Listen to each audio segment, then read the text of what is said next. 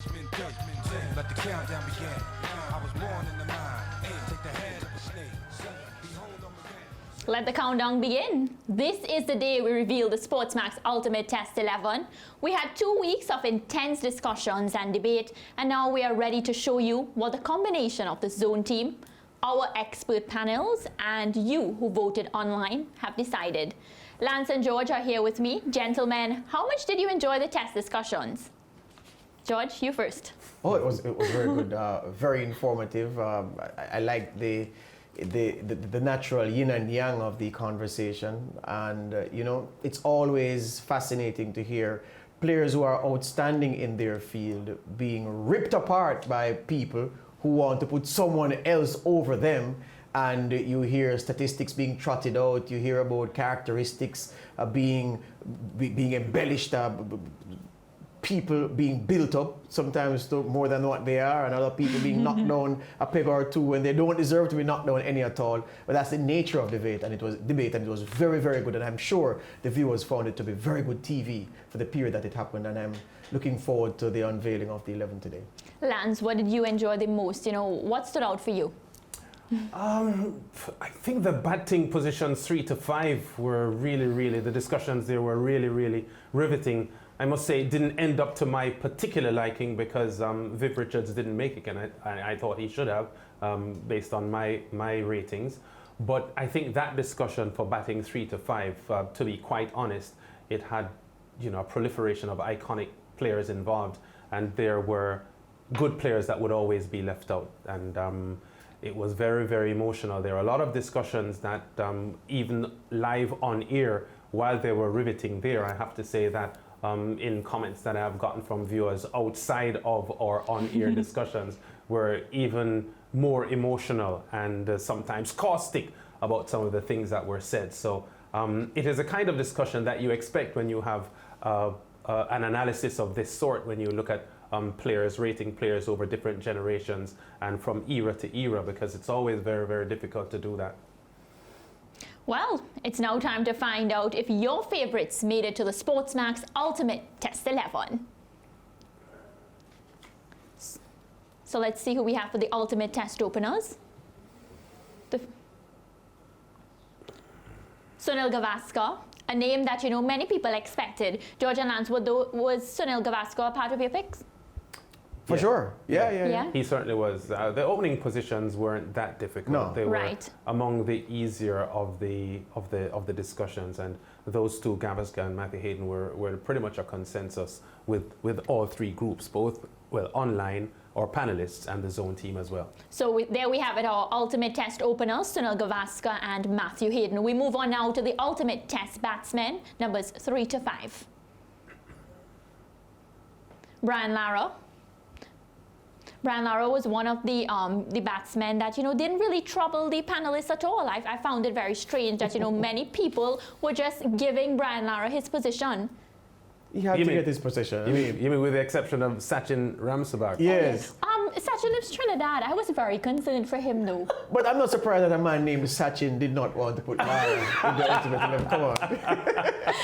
It stands to reason. Yes. And we saw the second, the number 4 batsman, Sachin Tendulkar. As George, you know, we were just joking about that. And then number 5, Don Bradman. So any concerns here? Lance, I'll start with you.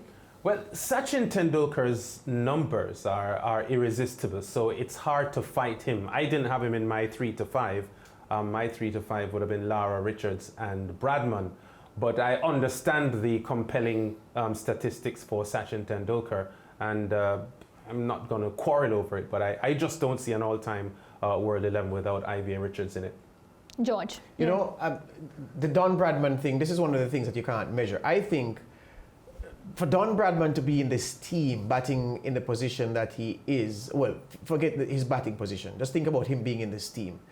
I don't think he needs to be in this team. I would have wanted that place to have gone to Ivy Richards, because I think a man like Don Bradman, the whole construct of his cricketing career was built around the fact that he knew that he was the alpha male in that Australian team. And being that alpha male, you have a position of certainty that you're pivoting from in performing. In this team, against this talents, he would not be the alpha male because there isn't daylight between him and these guys, and maybe the different mental construct would have resulted in him playing different, and maybe his results would have been different. But look, the man's statistics are so resounding, and I know men lie, women lie, numbers don't. Those numbers deserve to be in a World 11, so I'm contradicting myself. You can't ignore 99.94, I'm just sorry. Yeah. But IVA is very, very, very, very unfortunate. Yeah, I just want to say something quickly here, because when you're looking at an all-time team of any sport, the impact and the sort of sensation that player creates would have to count for me significantly, because Lara was an overwhelming entry into this team, and his numbers were in many ways inferior to a lot of the players who we selected him over, or people selected him over. So I just want to make the point that it is because of Brian Lara's appetite for runs and his twice world record innings and the manner of his batting that propelled him into this team ahead of players who, in many instances, averages and so on, had better numbers than he had. And I am saying that to suggest that is the reason why, despite Sachin Tendulkar's compelling numbers, I didn't have him in this all-time 11, Sachin Tendulkar, because numbers isn't the only thing we're going at.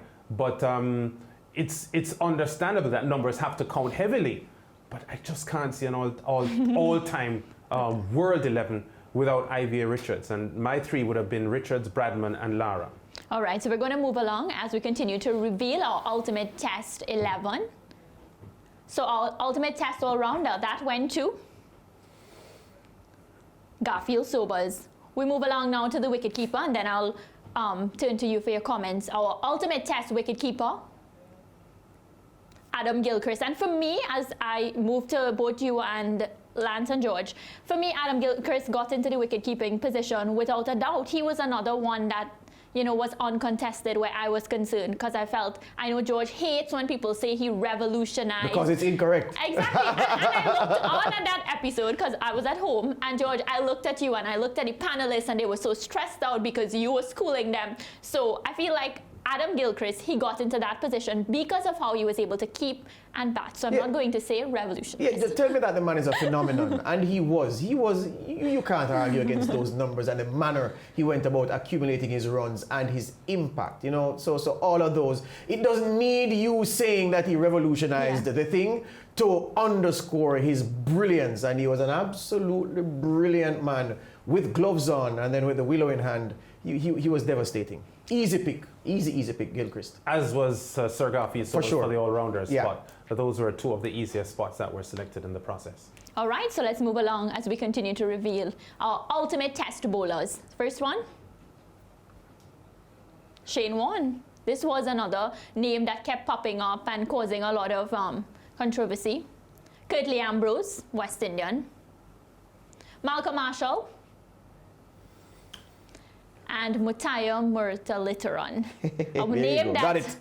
Yeah, I finally got it. A name that gave me some stress to pronounce. So, George and Lance, any one of those bowlers wouldn't have made the cut for you? Lance?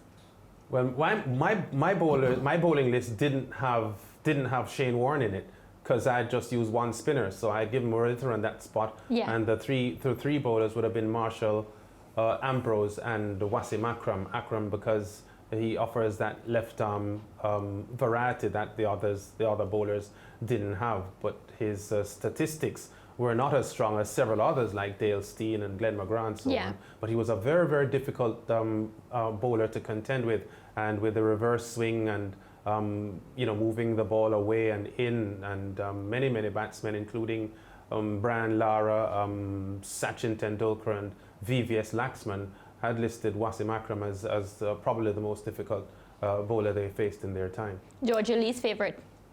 Well, I wouldn't have gone with two spinners, but you'd look rather stupid at a point if you're going to argue against Murtalitharan and Shane Warne being a part of any ultimate 11. I think the way this selection was structured, facilitated this kind of end result, because you're not necessarily picking a team of complementary parts. You're not picking a team where you say, okay, Gavaskar and Matthew Hayden may be the two outstanding openers based on what we saw them do and the record of them doing it. But how well do they bat together? Would the chemistry between them have been great? Would their shared intelligence have allowed them to play well? So it's not a team of complementary parts. It's a team of outstanding individuals. And from that perspective, I can see where Warne and Mutai Muralitharan get into the same team. But I believe that this team, if you're picking an all-time team, you should pick a team with 3 fast bowlers or maybe even 4.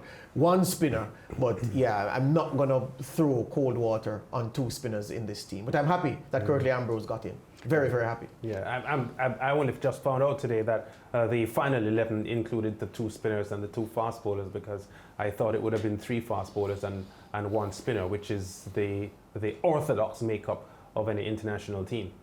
Right, so we had 4 West Indians, 4 Australians, 2 Indians, and the great Sri Lankan, Muralitharan. Let's look at how each of these players got into the team. Let's look at the breakdown. So our zone panelists, Sunil Gavaskar, went in with ease. Matthew Hayden, online they said no to him. Brian Lara, 3 ticks. Without a doubt, Sachin Tendulkar. Don Bradman, the panel said no to Don Bradman. Garfield Sobers, another one of the players that got yes from all of the zone, the panel, and the online viewers. Adam Gilchrist, everybody said yes. Shane Warne, 2 no's and a yes. Mutai Muralitharan, 3 yeses. Malcolm Marshall, he got the go-ahead, and Curtly Ambrose, no from the panel. That's a turn up for the books here with the Shane Warne, because of the zone and the zone team and the panelists representing 60% didn't have him. In the online, which had 40%, had him in. So that is a bit of a discrepancy almost, because I thought, which is why I'm saying I didn't know Shane Warne had gotten in. I only found that out today. Yeah. All right, so we have to go to a break now, but when we come back, we continue with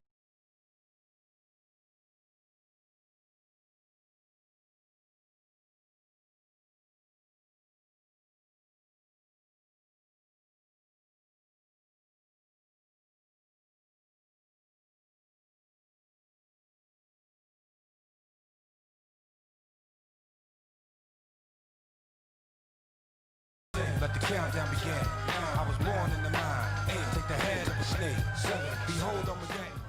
The online voters asked Shane Warne, do you want to be that guy? Do you want to be the guy who gets into the SportsMax Ultimate Test 11 with 2 no's from the 3 voting blocks? And Warne said, yes, I want to be that guy. And that's how he got in. We're talking about the SportsMax Ultimate 11, where 8 of these selections were by unanimous decision. Shane Warne, an outlier in every respect. He got 2 no's, no from the zone panel, no from the panel of experts, but yes from the fans online. And you see the advantage of the fans online getting their 40% stake and wielding that 40% stake to maximum effect to get the bleach blonde Aussie into the ultimate Test 11.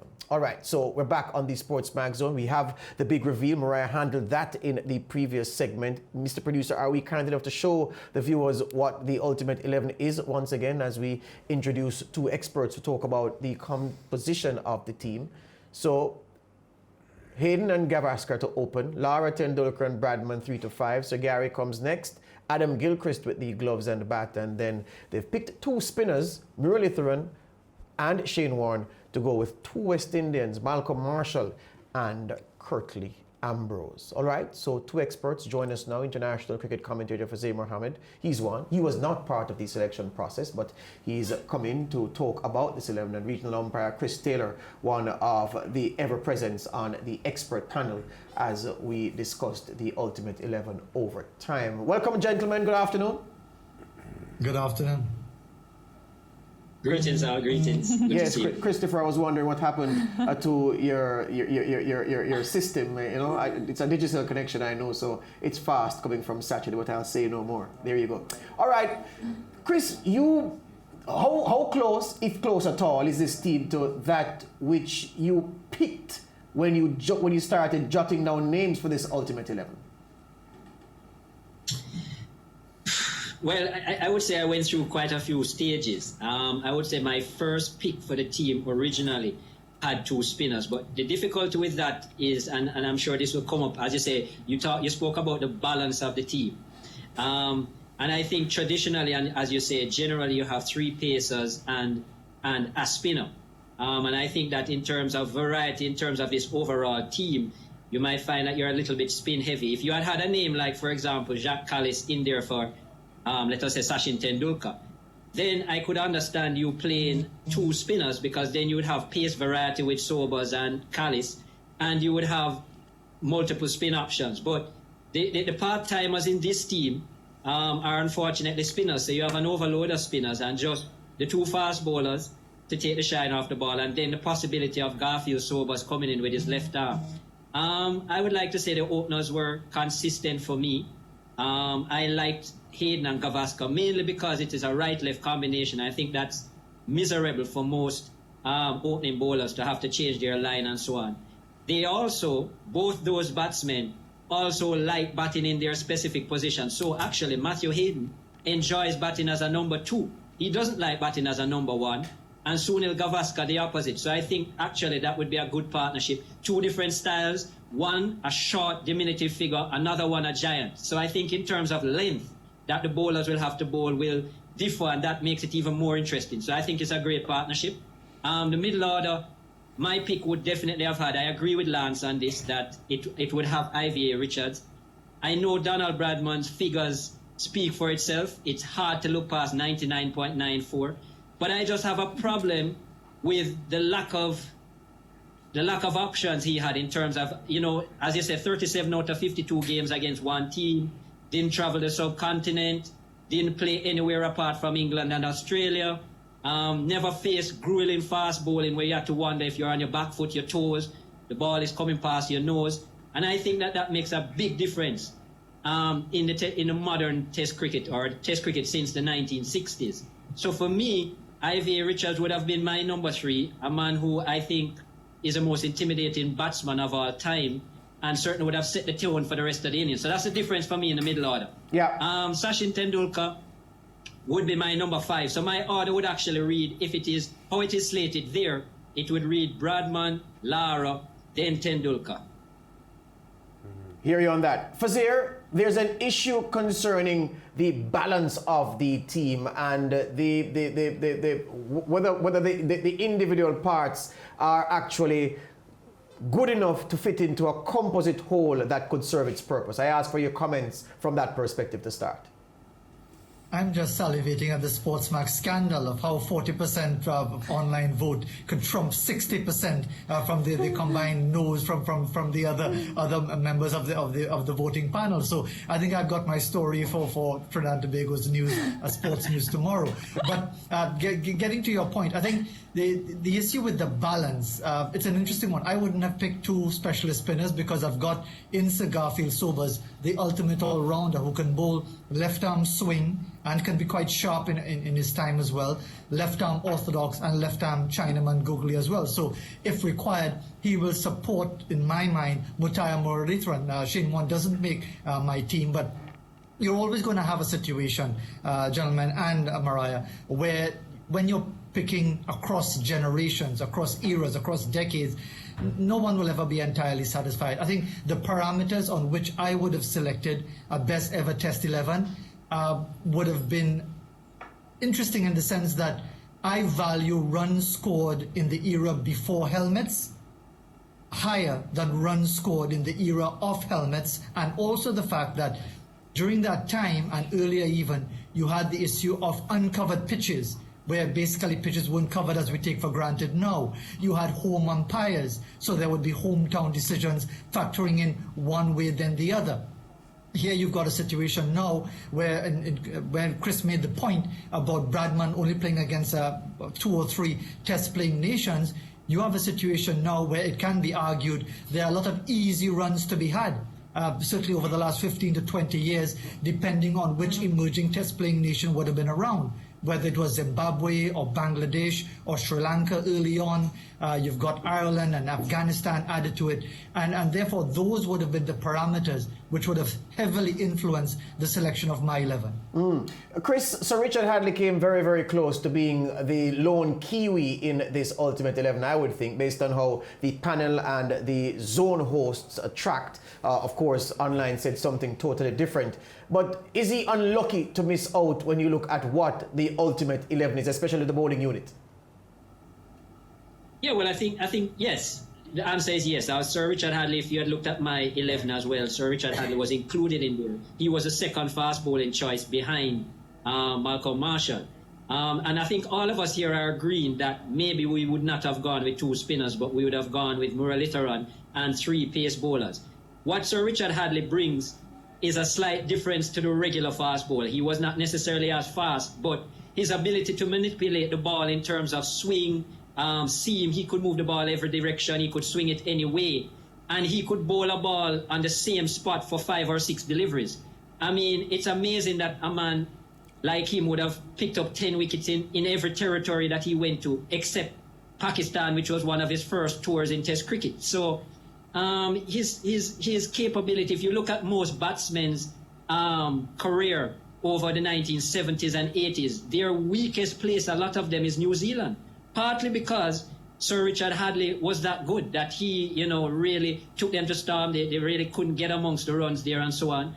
And when persons would say, like, I agree with what Fazir said about, hometown pitches, hometown decisions and so on, his record away from home was even better. So I think, Sir Richard Hadley was a phenomenal bowler. And to think that, as I said, he was not the runaway pace of, let us say, a Dennis Lilly or Jeff Thompson or Malcolm Marshall or Michael Holding. But what he could do with the ball, I don't think was equal to any.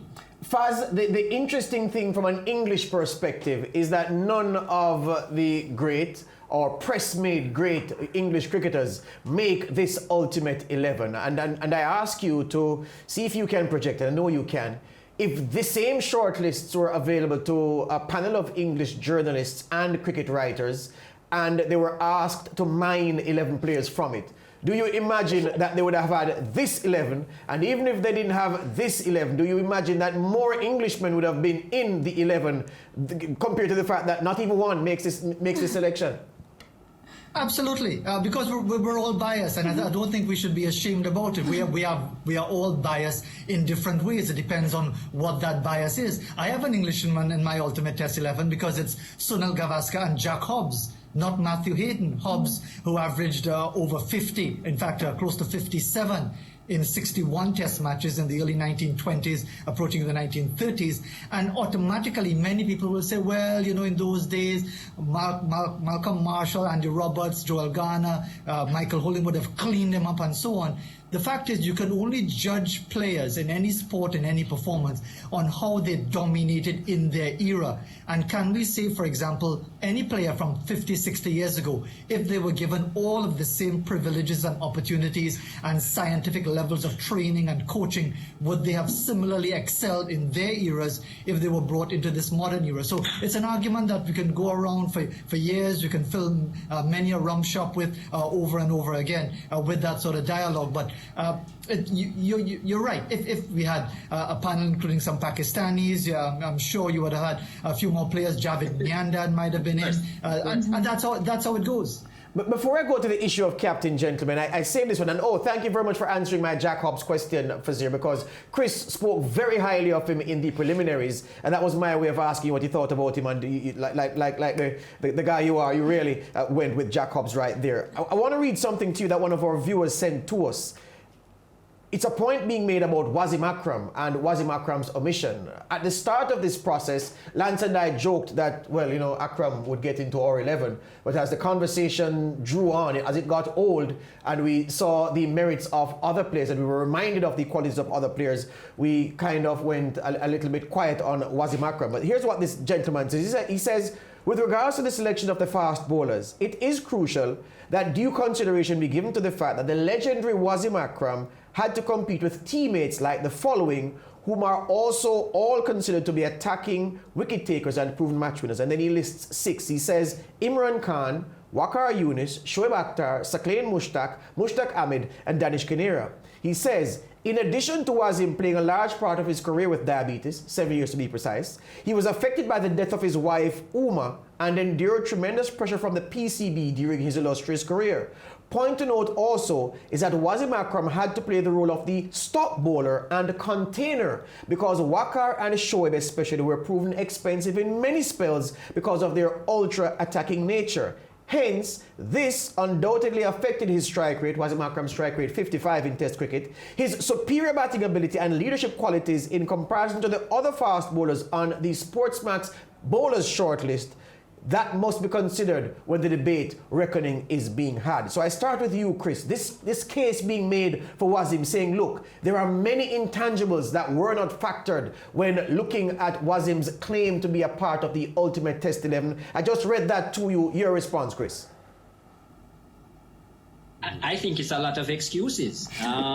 With all due respect to Wasim, if we were to dig up all players throughout their career, they have had many challenges. Some we don't know the deaths of family members for different people. We don't know the illnesses that a lot of players have had. So that to me is an excuse. And I do agree with the fact that Wasim Akram, just the fact that he was even coming into this final conversation is one of the greatest that we've ever seen. I think he's the best left-arm bowler that I've ever experienced and the best left-arm bowler in history.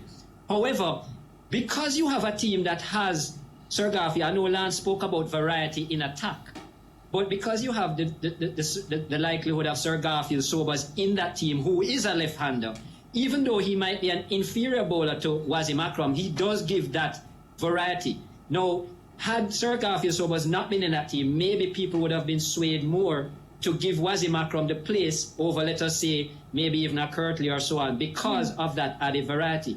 But I think that, I mean, with all due respect to all the information that that person has dug up, I think, as you say, unfortunately, a lot of excuses and a lot of players throughout their careers have had big challenges, just like Wasim Akram. And we don't know about them too. Yeah, Fazir, at 30 years old, Wasim Akram was diagnosed with diabetes. He carried that for another 7 years. He retired at 37. This writer, this viewer is saying that when you take that into consideration, plus the fact that he was a stock bowler, in his words, a container, because Shoaib and Waqar especially were so expensive, that we should put more respect on Wasim Akram's name and he should be in the ultimate 11. Your view, Fazir?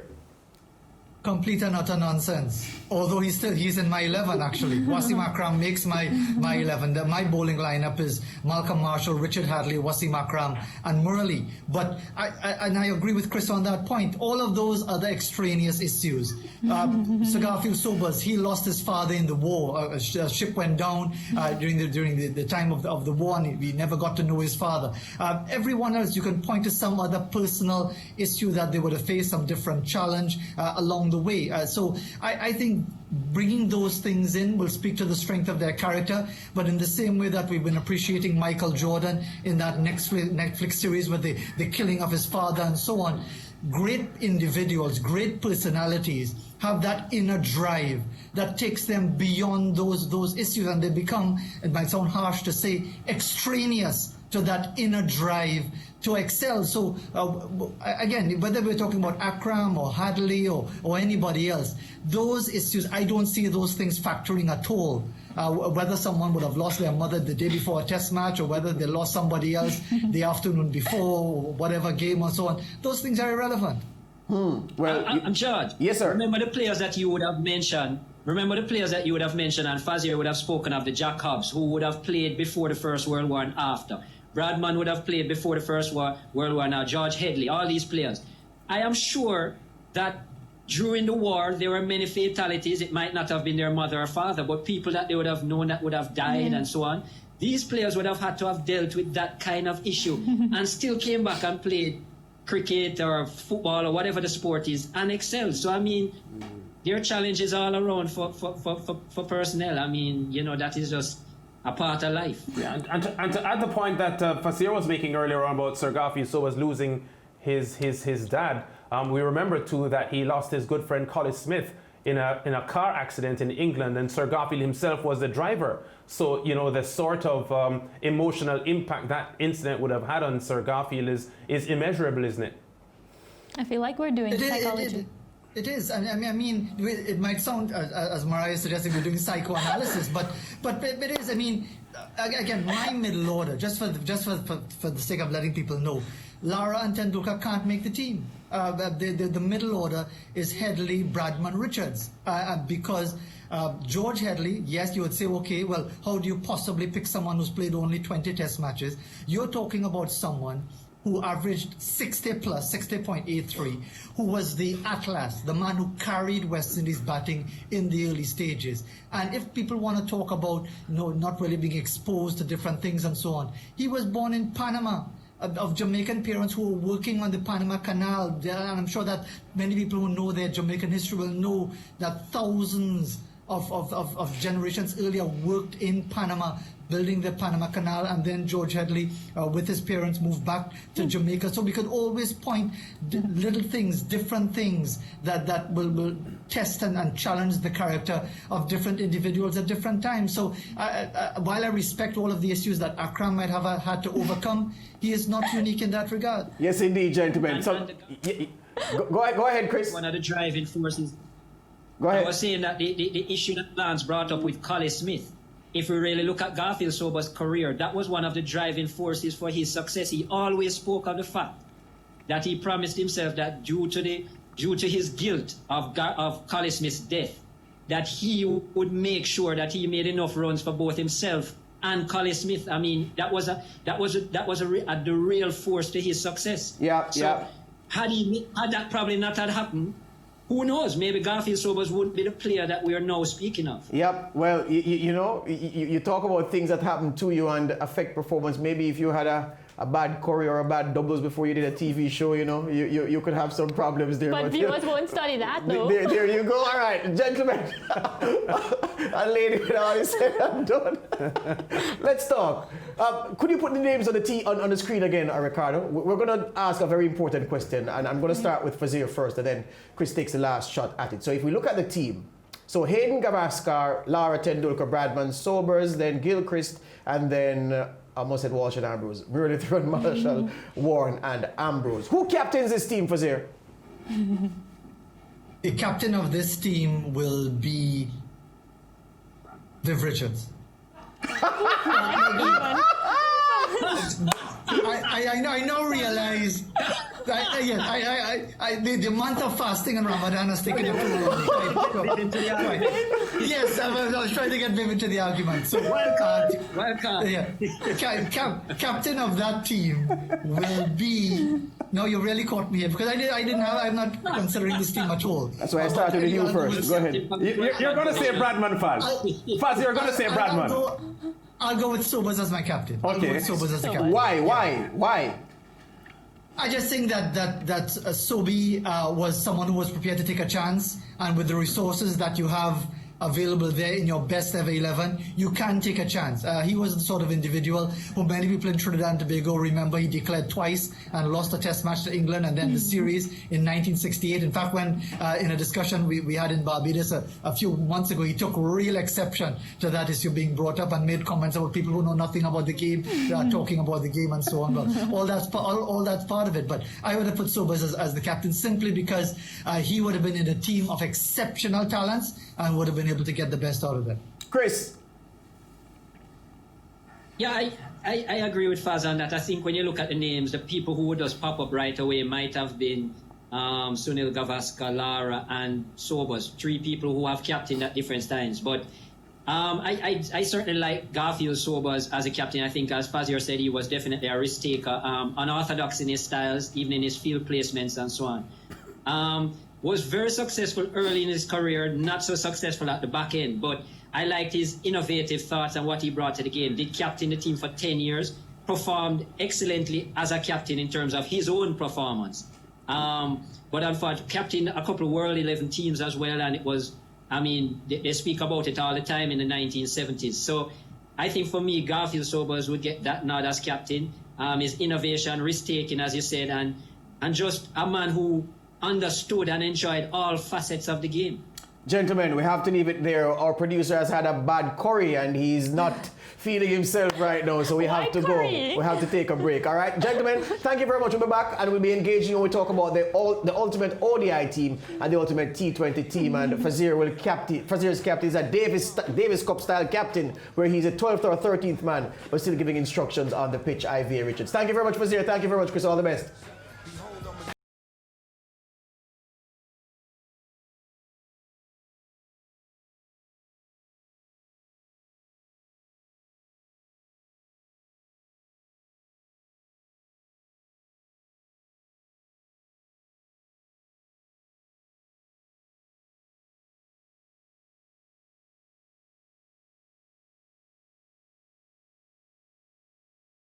Welcome back to the SportsMax Zone. On Wednesday, we will begin our discussions for the SportsMax Ultimate One Day International 11.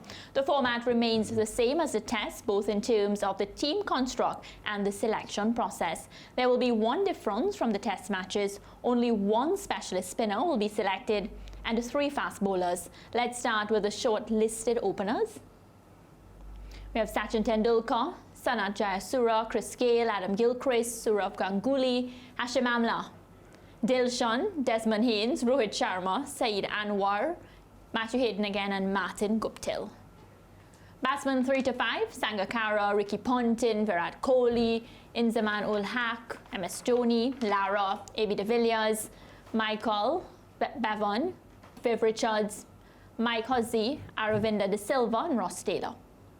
All-rounders, Shahid Afridi, Abdul Razak, Andrew Simons, Ian Botham, Kapil Dev, Shakib Al Hassan, Imran Khan, Andrew Flintoff, Shane Watson, Jack Callis, Lance Klusner, Dwayne Bravo. Wicket keepers, Adam Gilchrist, Mark Boucher, Kumar Sangakkara, MS Dhoni, McCullum, Andy Flower, Mushfiqur Rahim, Quinton de Kock, Romesh, Moin Khan, Jeff Dujon, and Ian Healy. The bowlers, we have Muralitharan again, Shahid Afridi, Mushtaq, Anil Kumbul, Shane Warne, and Daniel Vittori. For the bowlers, Wasim Akram, Wakar Yunis, Alan Donnell, Joel Garner, Sean Pollock, Dennis Lilly, Shane Bond, Curtly Ambrose, Brett Lee, Glenn McGrath, Michael Holding, and Richard Hadley.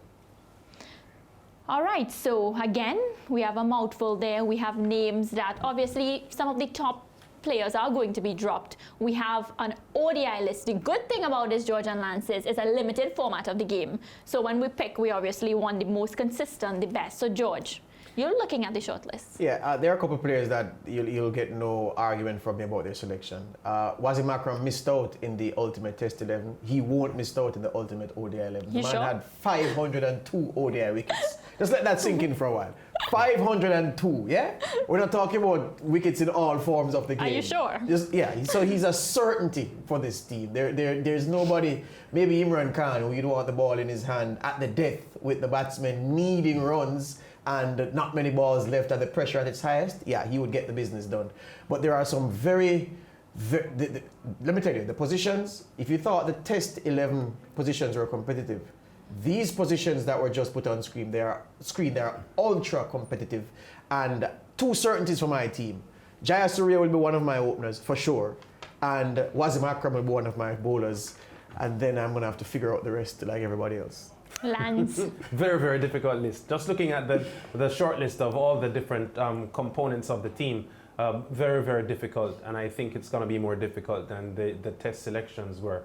I find the two Indians compelling at the top. George says that Jayasuriya is a sure pick for him, but Sachin Tendulkar and Rohit Sharma look very, very irresistible to me just looking at that group there. But Hashim Amla has an ODI batting record of about 49, so his stats are pretty solid, even though he doesn't strike me as that compelling a factor that I would insert there. But the 3 to 5s, the all-rounders, wicket keepers, the bowlers, it's going to take a lot of work. I see this being as riveting a discussion as we had for the test team. And people want to talk about revolution, they can talk to them about revolution now, because Jayasuriya was one half of an opening combination that changed the way people went about the first 15 overs of an ODI game. Yeah, so it's tremendous. This is going to be difficult. This is going to be more difficult than the Test 11, and the Test 11 was difficult.